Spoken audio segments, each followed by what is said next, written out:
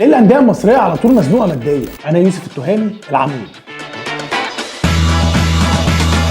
بغض النظر عن اي نادي وقيمته التسويقيه وجماهيريته والكلام ده كله، الانديه المصريه بتاعتنا كلها بتبقى مزنوقه ماديا، بس محدش فكر ليه. دايما بنسمع عن ارقام خزعبلات تدفع للعيبه كلها شبه بعض ومش عارفه تعمل بسطين. فلما قعدت افكر في الموضوع ده لقيت اننا بندي ارقام كبيره جدا للعيبه تعبانه جدا، ربنا يزيدهم وكل حاجه والله ما بحسدش، بس في الاخر كله محصل بعض، ده شبه ده شبه ده. لعيب عادي يعني زينا، ماله بيرقص الفرقه كلها ويجيب جون، يعني مفيش اي حاجه تانية يا كابتن ولا اي فروقات تانية. كل اللعيبه اللي في الدوري المصري مستوياتهم متقاربه، اللي لا بيعرف يستلم ولا بيعرف يسلم ولا بيعرف يباصي ولا بيجيب كرة بدماغه ولا ايه. طب انت بتعمل ايه؟ يقول لك اصل هنتعاقد مع فلان الفلاني عشان ابن المدرب. طب ما انا بشجع النادي وبيتقال عليا برضه ان كان تعاقد معانا. ارقام كبيره جدا بتدفع في دوري ما فيهوش جمهور ولا فيه فنيات، لعيبه ما عندهاش فكره وما بتجيبش نص الفلوس حتى اللي بتدفع فيها، ما بقولكش كلها، نصها ما بتجيبهاش، وكل ده عشان الفرق بتاعتنا تعمل نمر على بعض، وفي الاخر فرقه واحده بس هي اللي هتفوز بالدوري واللي جوائزه صفر.